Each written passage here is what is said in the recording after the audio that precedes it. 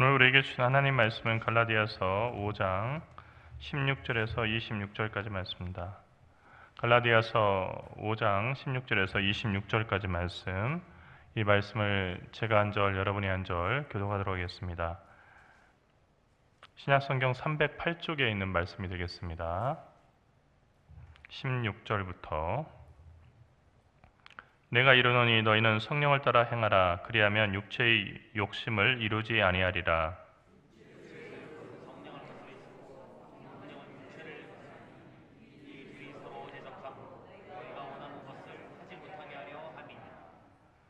너희가 만일 성령의 인도하시는 바가 되면 율법 아래 있지 아니하리라.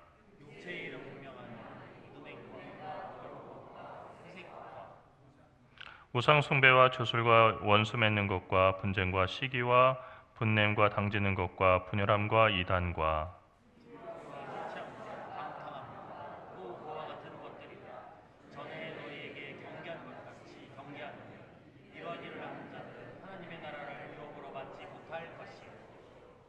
오직 성령의 열매는 사랑과 희락과 화평과 오래 참음과 자비와 양선과 충성과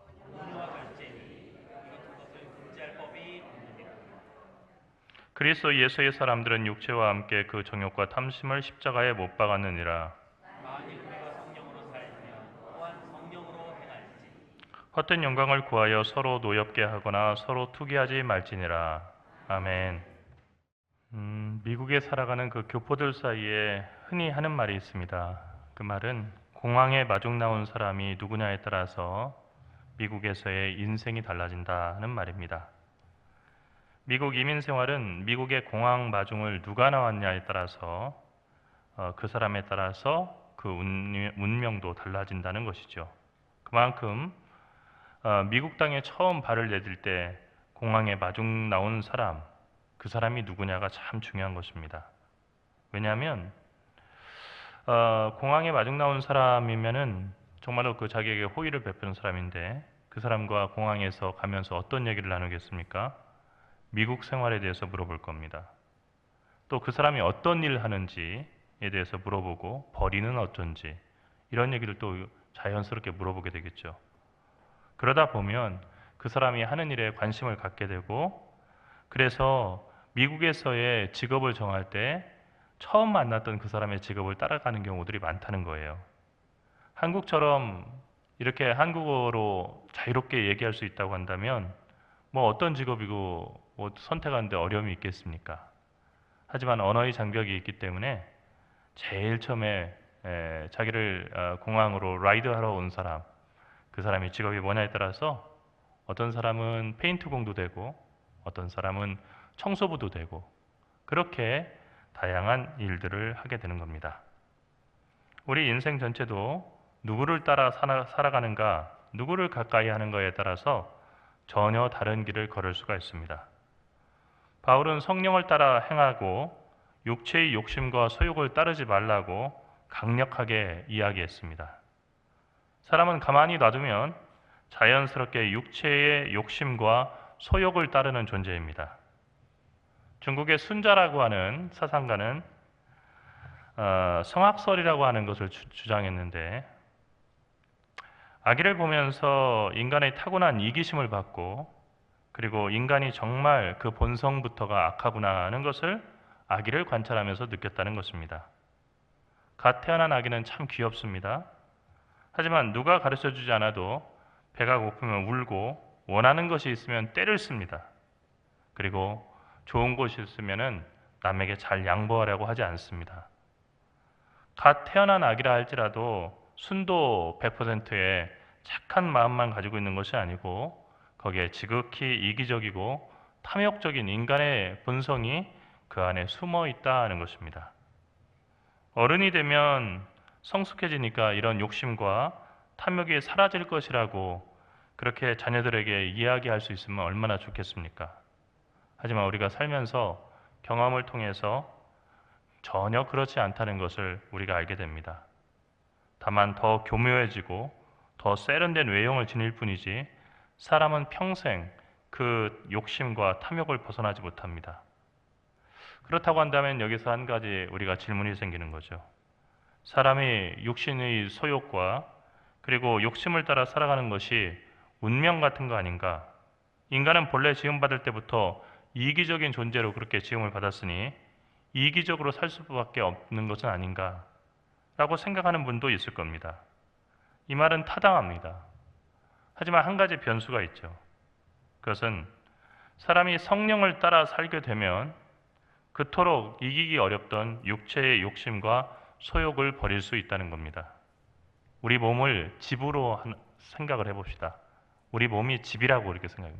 실제로 우리 몸은 영혼이 머무는 집이죠. 영혼이 먼저 있고 육신이 그 다음에 생겨나는 거죠. 육신이 있기 때문에 영혼이 생기는 것이 아니고 우리의 영혼이 먼저 있었습니다. 이 세상에 거하는 동안 우리가 잠깐 빌려 쓰고 가는 집이 바로 우리 육신입니다. 그런데 이 육신의 집은 여러분 저 북녘 땅과 이 남녘 땅을 갖다가 연결해주는 공동경비구역 JSA에 있는 판문점과도 매우 닮은 집입니다. 판문점은 어떻게 되어 있습니까? 판문점의 그 정중앙은 남과 북을 갖다가 경계짓는 그런 그 분단의 그 선입니다. 그래서 그 선은 사실은 넘어가는 그 순간, 북녘 땅에 넘어가는 순간 우리로 말하면은 월북하는 거고요. 그리고 북녘 땅에서 한 발자국만 그 선을 넘어오면은 그런 월남하는 겁니다. 큰 소동이 일어나죠. 그런데 이 판문점이라고 하는 건물 안에서는 그 선을 넘어가도 전혀 문제가 되지 않고 그리고 마음껏 돌아다닐 수가 있어요. 이거는 왜 그러냐면 판문점의 선점의 원칙이라고 하는 그 원칙이 존재하기 때문입니다. 남과 북의 양쪽에 북쪽에도 문이 있고요. 그리고 남쪽에도 문이 있어요.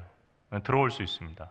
먼저 들어온 사람이 반대편 문을 갖다 걸어 잠그고 자기 관광객들이나 아니면 그 판문점 견학자들을 갖다가 그 안에서 안내도 하고 그리고 그 반대편 의자에 앉아보기도 하고 마음껏 할 수 있습니다. 누가 먼저 들어왔냐에 따라서 그 판문점은 잠깐 동안은 북한 땅이 되는 거기도 하고요. 또 남한 땅이 되기도 하는 겁니다. 우리 사람들의 몸이 그렇다는 거예요. 육체의 소욕을 따라 살아가는 사람의 일은 분명하다고 바울은 말했습니다. 육체의 소욕을 따라 살아가다 보면은 음행과 더러운 것과 호색 여기에 빠진다는 것입니다. 음행이라는 말도 우리가 잘 알겠고 호색이라고 하는 말 잘 알겠는데 가운데 더러운 것이라고 하는 것은 어떤 것일까? 명확하게 설명해 있지 않지만 음행과 호색이라고 하는 말 가운데 있는 것을 볼 때 성과 관련된 행위일 것이다 라고 보는 것이 맞을 것 같습니다. 그런데 육체의 소욕을 따르는 삶은 이렇게 음행, 더러운 것, 호색에서 끝나지 않습니다. 더 나아가서 우상숭배, 주술, 원수 맺는 것, 분쟁, 시기, 분냄, 당짓는 것, 분열함, 이단, 투기, 술취함, 그리고 방탕함까지 이어집니다. 바울이 나열한 육체의 소욕을 따르는 삶을 보면 우상숭배, 주술, 이단 이것들은 대부분 다 내게는 해당되지 않는 얘기인데 라고 생각하는 분도 있을 겁니다.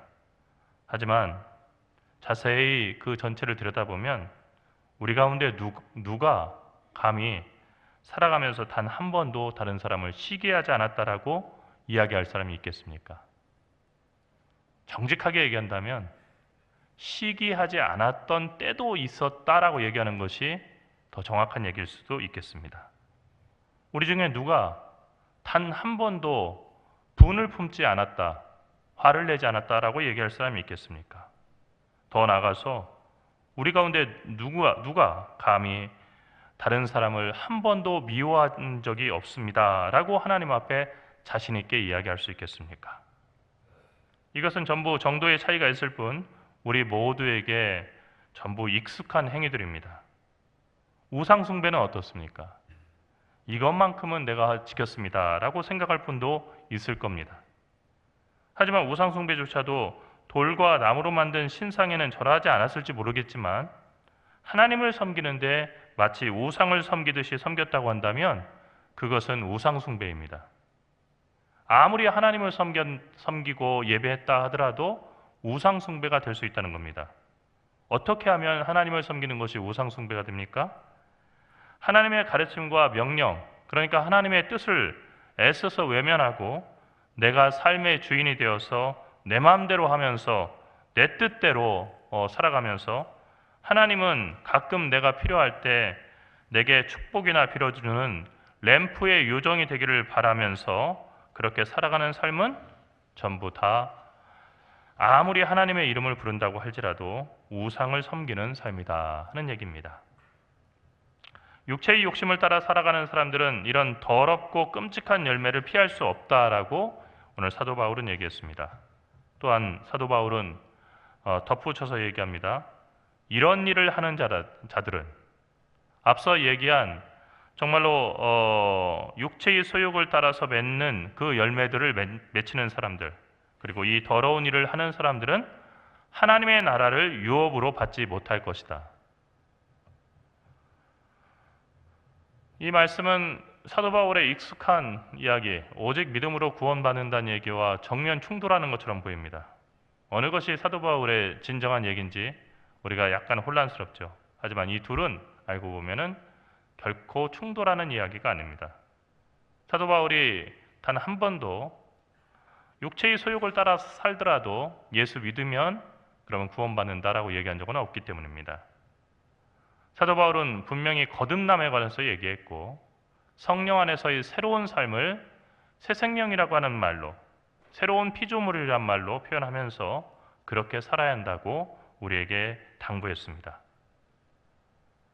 그런데도 불구하고 예수님을 믿는다고 하지만 여전히 육신의 소욕을 따라서 이런 일을 하는 사람들, 그 사람들은 하나님의 나라를 결코 유업으로 받지 못할 것이다 하는 것이 사도 바울의 얘기입니다. 겉으로 하나님을 믿는 척하면서 육체의 욕심과 소욕을 따른다고 한다면 그 열매는 세상에서는 부끄러운 일이 되고 결국은 하나님의 나라를 전혀 받지 못하는 엄청난 결과로 이어질 것이다 하는 것이죠. 우리가 믿음으로 의롭다함을 얻는다고 하지만 세상에서 우리가 맺는 열매를 보면 우리에게 믿음이 있는지 없는지가 분명히 드러난다는 얘기입니다. 사랑하는 성도 여러분, 믿음이라고 하는 건 관념이 아닙니다. 성경에 대한 지식이 아닙니다. 이 사람이 믿음이 있는지 없는지는 그 사람의 삶의 열매를 보면 알 수 있다는 것이 사도 바울의 얘기입니다. 믿음은 철저한 삶과 행동의 변화입니다. 믿음으로 살아간다는 말은 나는 아무것도 하지 않고 그냥 하나님께 모든 거 알아서 해주시오 하고 살아가는 것, 하나님 잘 의지하는 그런 삶처럼 이렇게 들리지만 믿음으로 살아간다는 말은 성령을 따라서 살아간다는 말이기 때문입니다. 성령으로 살아갈 때 우리는 열매를 맺습니다. 그런데 그 성령의 열매는 육체의 소욕을 따르는 삶의 열매와는 매우 다릅니다. 성령의 열매는 첫 글자만 타서 사이와 오자 양충온절입니다. 사이와 오자 양충온절. 외우기가 좀 어려우신 분들 그렇게 외우시면 좋아요. 저도 신학교 때 그렇게 외웠습니다. 사유와 함께 오자, 사희환대, 사유와 함께 오자, 사유와 오자, 양충이라고 하는 중국의 장군이 온 절, 사유와 오자, 양충온절. 사랑과 희락, 화평, 오래 참음, 자비, 양성, 그리고 양선, 충성, 온유, 절제입니다. 이 9가지 열매는 모두 품성에 관한 것이죠. 우리가 흔히 그냥 자주 섞인 이야기로 성격 나쁜 것은 성령도 못 바꾼다라고 얘기합니다. 하지만 이건 잘못 알고 있는 겁니다. 나쁜 성격으로 천국의 문 두드릴 수 없습니다. 왜냐하면 그리스도의 충만한 분량에 이르기까지 우리는 성숙해야 될 사명을 예수 그리스도를 믿는 순간 우리가 부여받게 되기 때문입니다. 성령이 임하시면 우리의 성격이 달라집니다. 진짜 성령 충만하다고 하는 것은 방언하고 그리고 예언하고 각종 신비한 그런 은사를 갖다 발휘한 데 있지 않고 사랑하는 것에 있고 그리고 정말로 온유한 것에 있다고 고린도전서 13장에서 사도 바울은 우리에게 말한 바가 있습니다. 하나님을 사랑하고 이웃을 사랑하는 사람이 되기 때문입니다. 우리 품성이 예수 그리스도의 품성을 닮아가고 하나님의 품성을 닮아가는 겁니다. 육신의 소욕 대신에 성령의 이끄심을 따라 살기 때문에 성령을 닮은 사람이 되는 것이죠. 앞에서는 인간이 태어날 때부터 욕심과 이기심을 타고나는 존재라고 얘기했습니다. 또 가만히 있어도 저절로 육체의 일에 빠져서 악한 열매를 맺는 그런 존재라고 얘기했습니다. 그런데 그런 인간이 어떻게 성령의 열매를 맺을 수 있습니까? 그것은 바로 우리가 성령의 인도하심을 받으면 육체와 함께 그 정욕과 탐심을 십자가에 못 박을 수 있기 때문입니다. 우리의 육체가 모든 욕망의 근원인데 그 육체를 십자가에 못 박고, 이것은 못 박았다라고 생각하고라고 그렇게 얘기하지 않고 그것을 못 박고 그 정욕과 탐심을 못 박았으니 성령이 우리를 온전히 이끄실 수 있고 그 결과 성령의 9가지 열매가 탐스럽게 그리고 자연스럽게 우리들의 삶 가운데 맺히게 되는 것입니다. 사랑하는 성도 여러분, 예수 잘 믿는다는 말, 예수 잘 믿어야 된다는 이야기를 설교에서 정말 여러 번 들으실 겁니다. 근데 예수 잘 믿는다는 말은 교회에 오래 다녔다는 말이 아닙니다. 또 교회에서 어떤 직분을 받았느냐, 그래서 어떤 직분으로 그렇게 불리느냐, 이것이 우리가 예수 잘 믿는다는 것을 보증해 주지 못합니다. 이게 우리 한국교회의 큰 비극입니다. 사랑하는 교우 여러분, 허명에 속지 말고 허명 뒤에 숨어서 남을 속이지 마십시오. 오늘 한국교회 안에는 유명무실한 직분자가 너무 많이 있습니다. 어떤 직분에 임직했다고 해서 그 사람이 반드시 성령의 인도하심을 받는 사람이라거나 예수 잘 믿는 사람이라고 그렇게 말할 수 없는 시대가 됐다는 것이 오늘 우리 한국교회가 처한 이 시대의 비극이라는 것입니다. 여러분, 우리만 그렇습니까? 그렇지 않아요.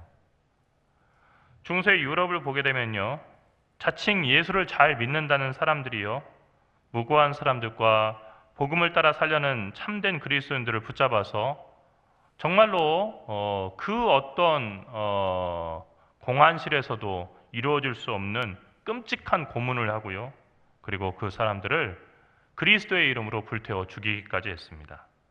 그러니까 예수 잘 믿는다는 말이 사실 우리가 생각하는 것처럼 교회에 오래 다녔고 또 교회에서 직분을 받아서 영향력이 있고 말 한마디면 내 말 한마디면 이라고 흔하게 얘기할 수 있는 그런 힘을 가졌다는 뜻이 아니라는 것입니다.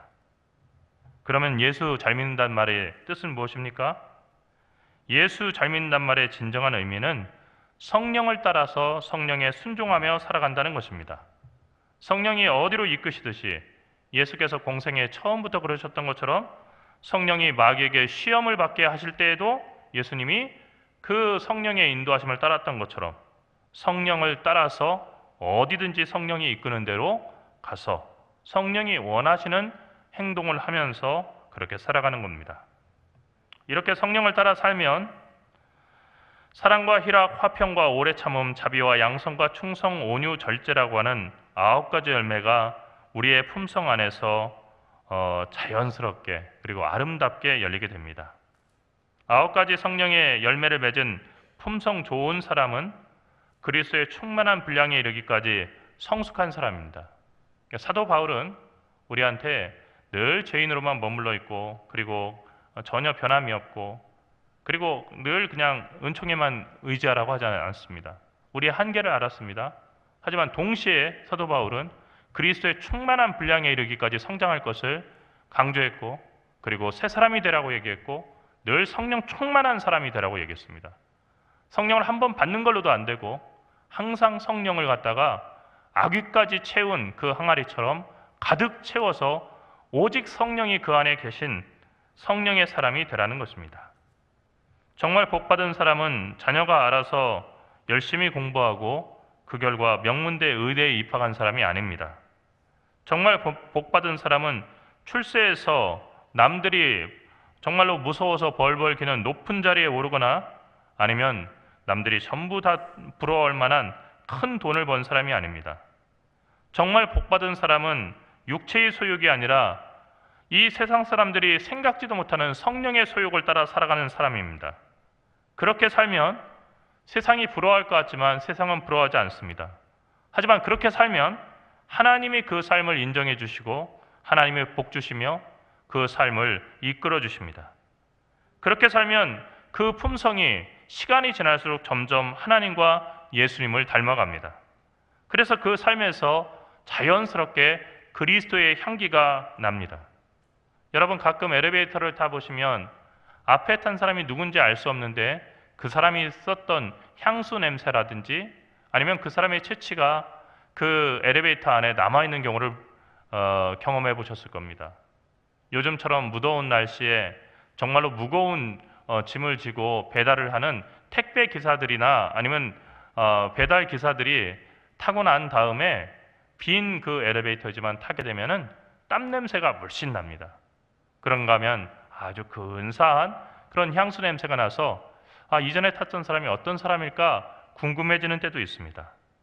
사람은 저마다 다 각자의 향기를 가지고 살아갑니다.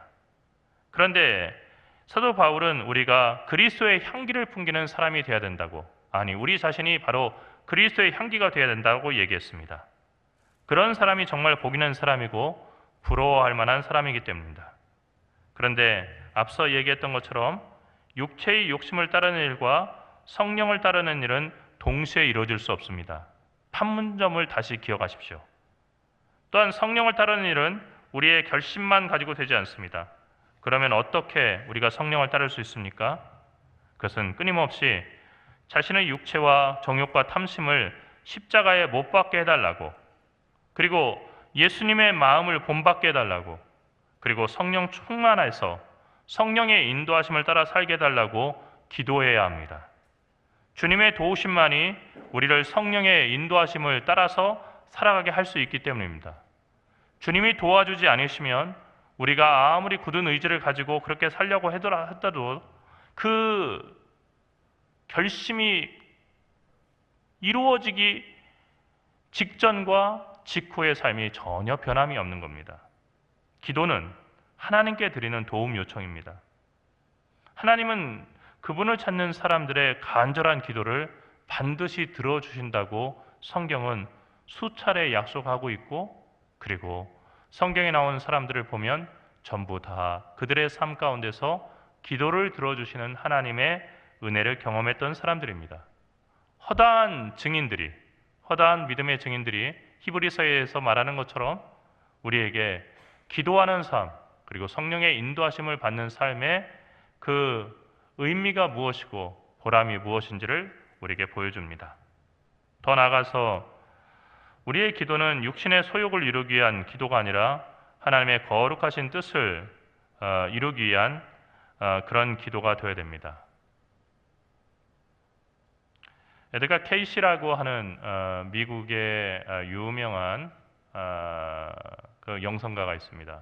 이분은 미국 남부에서 태어났었고, 그리고 잠자는 예언자라고 그렇게 별명이 붙었었는데, 이분은 잠을 자면서 하나님께서 주시는 영감으로 사람들의 그 마음을 들여다보고, 그리고 심지어는 사람들이 걸린 병에 약을 갖다가 찾아내는 그런 특별한 재주가 있었던 분입니다.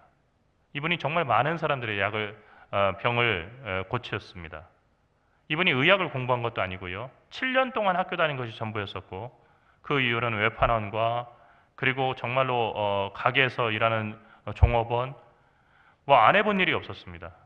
그러다가 갑자기 실어증에 빠져서 이것을 치유하는 과정 가운데서 최면 치료를 하게 됐고, 자기가 하나님으로부터 받은 그런 사명이 따로 있다는 것을 깨닫고 나서 말문이 열리고, 그 다음부터 그런 일들로 사람들을 도와주는 일을 했습니다.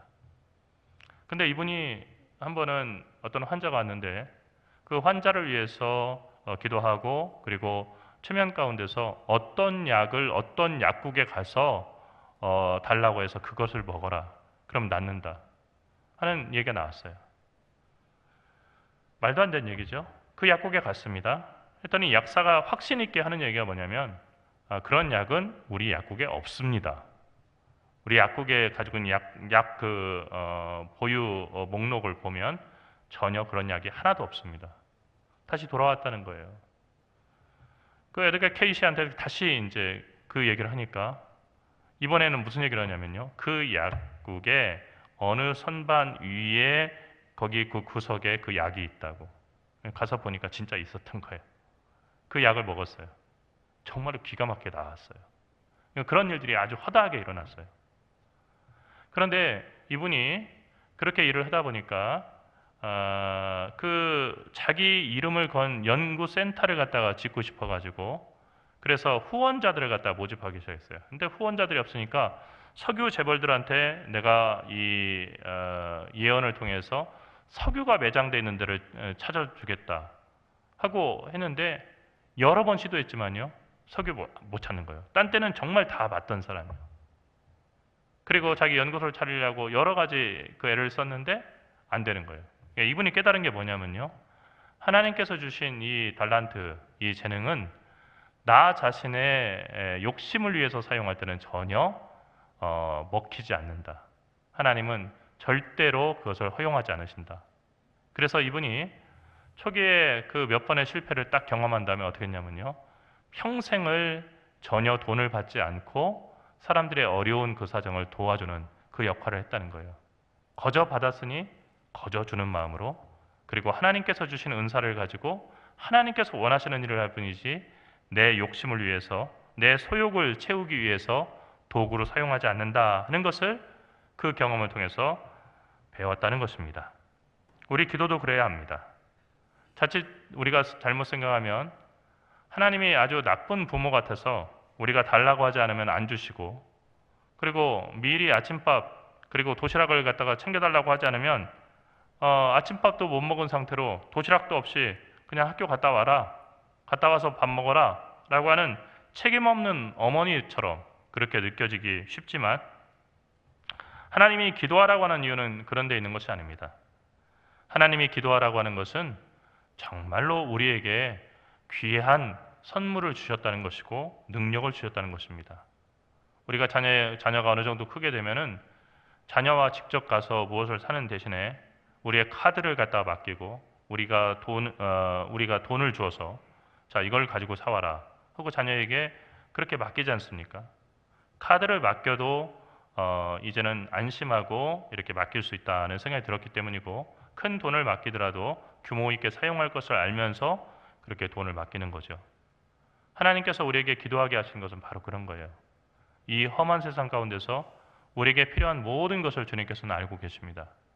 그런데 기도를 통해서만 그것을 주시기를 원하셔요. 왜 그렇습니까? 기도가 아닌 상태로, 하나님과의 관계가 끊어진 상태로 그것을 다 주시면요, 우리는 결코 그리스도의 충만한 분량에 이르기까지 믿음의 성숙으로 나가지 못합니다. 기도하고 매달리는 그 과정이 우리에게는 대단히 괴로운 것 같지만 그 과정을 통해서 우리는 겸손해지고 우리 마음속에 욕심과 소욕을 내려놓을 수 있고, 그리고 하나님의 인도하심에 순종하며 따를 수 있는 준비가 되는 것입니다. 그 사람이 바로 복된 사람입니다. 아브라함이 믿음의 조상이라고 하는 것은 그가 하나님 잘 믿어가지고 최고의 부자가 되고 그리고 많은 자손들을 얻었고 그래서 세상 사람들이 부러워할 만한 성취를 해서가 아니고, 그는 믿을 수 없는 그 순간에도 하나님을 믿었고 하나님을 더 이상 신뢰할 수 없는 순간에도 하나님을 신뢰하면서 끝까지 기다렸고, 그리고 침묵 속에서도 하나님께 간절히 기도하면서 그 믿음이 변치 않았다는 것입니다. 우리도 그래야겠습니다. 우리가 누구를 가까이 하든지 그 대상을 닮아가는 것처럼 육신의 소욕과 그리고 성령의 그 인도하심 가운데 우리가 하나를 선택해서 그것을 따르게 될 때 우리는 그 따름에 따라서 전혀 다른 사람이 될 것입니다. 간절히 바라기는 우리 모두가 우리의 이 삶을 다 마친 그 순간에 하나님 앞에서 그리고 하나님 나라에 합한 사람으로 나타날 수 있기를 간절히 바랍니다. 그래서 우리의 삶이 결코 헛되지 않았다는 그런 하나님의 칭찬과 그리고 축복을 받을 수 있는 우리 모두가 되기를 간절히 축원합니다. 기도하겠습니다. 살아계신 하나님, 은혜와 사랑을 감사합니다. 교회를 다니면서 성령을 따라 행하고 예수님을 본받아 살아가야 한다는 얘기를 수없이 들었습니다. 우리도 머리로는 거기에 공감하고 또 동의합니다. 하지만 주님, 오늘 하루도 우리는 수없는 욕심과 소욕에 따라서 성령을 따라 행하기보다는 우리의 욕심이 이끄는 대로 야생마처럼 갈 길을 알지 못한 채 이리 헤매고 저리 헤매며 그렇게 살았습니다. 저희들의 이 길들여지지 않은 마음을 불쌍히 여겨 주시옵시고, 주님, 입으로는 주님을 주님이라고 고백하면서도 여전히 내 삶의 주인은 나 자신이라고 생각하는 저희들의 교만으로부터 저희를 구원하여 주셔서 오직 주님의 말씀 앞에 겸손히 무릎 꿇고 주님께 순종함으로 주께서 허락하신 생명의 길, 의의 길을 걸어갈 수 있는 저희 모두가 되게 인도하여 주시옵소서. 짧은 인생이 바로 영원한 삶을 들어가기 위한 준비임을 저희로 잊지 말게 인도하여 주시옵시고, 마치 이 삶이 전부인 양 이 세상의 욕심과 그리고 탐욕을 채워가는데 이 짧은 인생을 낭비하지 아니하도록 우리에게 지혜를 주시고, 무엇보다도 성령께서 우리 마음을 주관하여 주시기를 간절히 원합니다. 사랑하신 예수 그리스도의 이름으로 기도드립니다. 아멘.